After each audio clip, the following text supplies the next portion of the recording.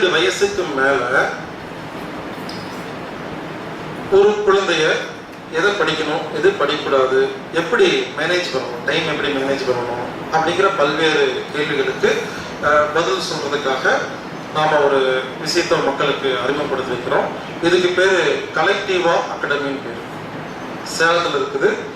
அதை உருவாக்கி வழிநடத்தி கொண்டு போயிட்டு இருக்கிறது திரு தட்சிணாமூர்த்தி ஐயா அவர்கள் வந்திருக்காங்க.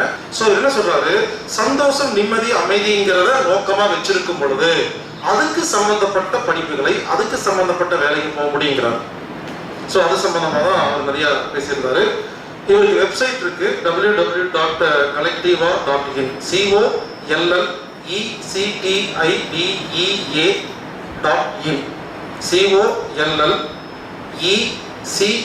COLLECTIDEA.in. அதாவது நமது படிப்புல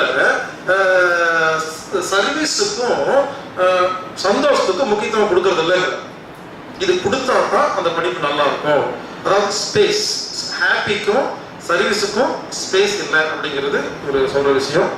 அதுக்கு இன்னொரு முக்கியமான விஷயம், படிச்சவங்க யாருமே வேலையே செய்ய மாட்டேங்கிறாங்க. எவ்வளவு நிறைய படிச்சிருக்காங்களோ ஒரு வேலை செய்யறதுன்னா அவ்வளோ சோம்பேறித்தனம். படிப்பு இல்லாதவங்க உடல் உழைப்பு இருக்கா இல்லையா, அது ஆரோக்கியம், அமைதி, நிம்மதி, சந்தோஷம் எப்போ வரும்? உழைக்கணும், ஒரு வேலையை செய்யணும். இப்போ இவர் என்ன கேட்கிறாரு, இவர் கம்பெனி வச்சிருக்காராமா, நிறைய பேர் வேலைக்கு வராங்களாமா, நிறைய படிச்சுட்டு ஒரு வேலை செய்ய மாட்டேங்கிறாங்களாமா. அவன் வேலை சொல்லி கொடுக்குறப்பலையே போதும் ஆகிடும்மா. இவர் இன்னொன்னு என்ன சொல்றாருன்னா, நாம பட்ட கஷ்டத்தை நம்ம குழந்தைங்க படக்கூடாதுன்னு நினைக்கிறீங்க இல்லையா, அங்கவே ஒண்ணும் இல்லைங்கிறது. நாம எல்லாம் கஷ்டப்பட்டதுனால தானே நம்ம நல்லா இருக்கிறோம். அப்போ குழந்தைகளும் கஷ்டப்படணும். கஷ்டம்னா விட்டு பிடிக்கணும். நான் அனுபவம் இருந்தாதான் அது புரியும்.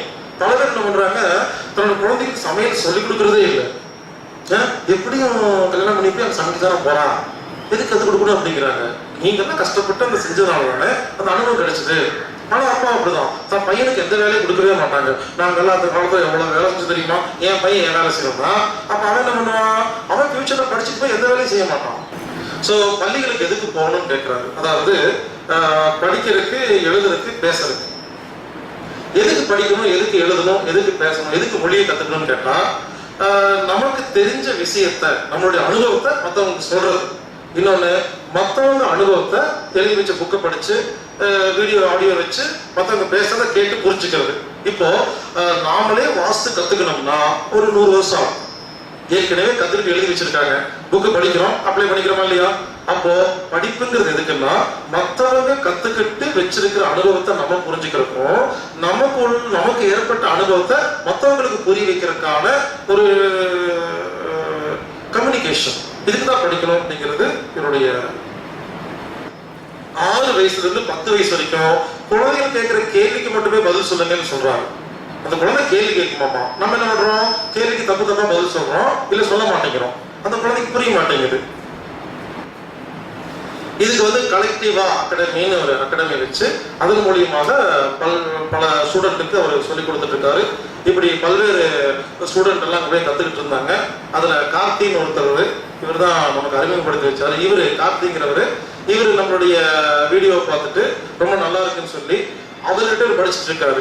நம்ம வீடியோ பார்த்துருக்காரு. இவருக்கு ஒரு ஆர்வம், இவங்க 2 பேரும் மட்டும் ஒன்று சேர்ந்துட்டாங்கன்னா மக்களுக்கு இன்னும் நிறைய விஷயங்கள் புரியும் சொல்லி அடிக்கடி ஃபோன் பண்ணி அண்ணா ப்ளீஸ் நான் வாங்கினா அப்படின்னு சொன்னாரு. கார்த்திக் ரொம்ப சந்தோஷம், நன்றி. இவர் மூலியமா நாங்க இணைஞ்சிருக்கிறோம். ஸோ இந்த மாதிரி நல்ல ஸ்டூடெண்ட்டை உருவாக்கி இருக்கிறாரு. இந்த கலெக்டிவ் அகாடமி மூலமா ஸ்மார்ட் ஸ்டடி, இவங்க படிக்கிறது அப்படின்னு இல்லாம ஸ்மார்ட்டா படிக்கிறது. எப்படி சும்மா உட்காந்து புத்தகத்தை வளவளம் படிச்சுக்கலாமா, ஒரு புத்தகத்தை எப்படி படிச்சா புரியும் அப்படின்னு சொல்லி கொடுக்குறாருங்க. அடுத்தது மேத்தமேட்டிக்ஸ் பேசிக்ஸ், அதுக்கப்புறம் மேத்தமேட்டிக்ஸ் ஸ்ட்ராட்டஜி, கணிதத்துல இன்னும் பல அட்வான்ஸ் லெவல்ல நிறைய சொல்லிக் கொடுக்குறாரு. மணி மேனேஜ்மெண்ட், பணத்தை எப்படி நம்ம மேனேஜ் பண்றதுங்கிறத சொல்லிக் கொடுக்குறாரு. ஹெல்த், உடம்பு சம்பந்தப்பட்ட ஆரோக்கிய விஷயங்கள். டைம் மேனேஜ்மெண்ட் பாருங்க, டைம் மேனேஜ்மெண்ட் தான் ரொம்ப முக்கியம். டைம் மேனேஜ்மெண்ட் தெரிஞ்சிருச்சுன்னா உலகத்துல என்ன வேணாலும் பண்ணலாங்க. சில பேர் பாருங்க 140 நாட்டுல பிசினஸ் பண்ணிட்டு இருப்பாங்க, ஆனா ஜாலியா இருப்பாங்க. சில பேர் 10க்கு 10 ஒரு ரூம்ல 2 பேர்த்த வேலைக்கு வச்சு மாசம் 5 லட்சம் பிசினஸ் பண்றதுல மண்டையை சொரிஞ்சிட்டு பைத்தியம் முடிச்சு தெரிவாங்க. 2 பேருக்கு என்ன வித்தியாசம் தான், டைம் மேனேஜ்மெண்ட் தெரியல. டைம் மேனேஜ்மெண்ட் தெரிஞ்சிருச்சுன்னா உலகத்துல எதை வேணாலும் சாதிக்கலாம். யோசிச்சு பாருங்க, பில்கேட்ஸுக்கும் அதே 24 மணி நேரம் தான், நம்ம வீட்டுக்கு பக்கத்துல பிச்சை எடுக்கிறவனுக்கும் அதே 24 மணி நேரம் தான். என்ன வித்தியாசம் தெரியல. ஸோ அதை சொல்லிக் கொடுக்குறாரு. அதுக்கப்புறம் மொழி, பல மொழிகளை, அதோட முக்கியமான விஷயம் பண்றதுல எல்லா கம்ப்யூட்டர் சம்பந்தப்பட்ட சாஃப்ட்வேர் இல்லைங்களா, அதை தமிழ் வழியாக சொல்லிக் கொடுக்குறாரு. இது என்ன சொல்றாரு, தமிழ் வழியா ஒரு சாஃப்ட்வேர் கத்துக்கிட்டா தான் புரியுங்கிறாரு. ஒரு 12 வயசுக்கு அப்புறம் இருக்கிற எந்த ஒரு ஸ்டூடெண்டா இருந்தாலும் பெற்றோர்கள் குழந்தையை கூட்டிட்டு நேரா போய் உட்கார்ந்துருங்க, பேசுங்க, அவர்கிட்ட ஐடியா கேளுங்க, என்ன பண்ணலாம் இது பண்ணலாம் கேட்டுட்டு. அவர்கிட்ட படிக்கணும்னு சொல்ல வரல, ஐடியா கேட்டுக்கிட்டு ஒன்னு அவர்கிட்ட படிக்கலாம், இல்ல அவர் வழிநடத்துற அந்த முறையில படிக்கும் பொழுது கண்டிப்பா ஒரு ஐடியா. இப்போ பல பெற்றோர்களுக்கு சந்தேகம், பல கேள்வி, என்ன செய்யறது ஏது செய்யறது தெரியல, இதுக்கு சரியான பதில் சொல்றது ஊர்ல ஆள் இல்லை. ஸோ இவரை கான்டாக்ட் பண்ணுங்க. 8508502000 85085200 85085200 இவரை நீங்க கான்டாக்ட் பண்ணுங்க. கண்டிப்பாக உங்களுக்கு ஒரு கல்வி சம்பந்தப்பட்ட ஒரு மிகப்பெரிய ஒரு தீர்வு கிடைக்கும்.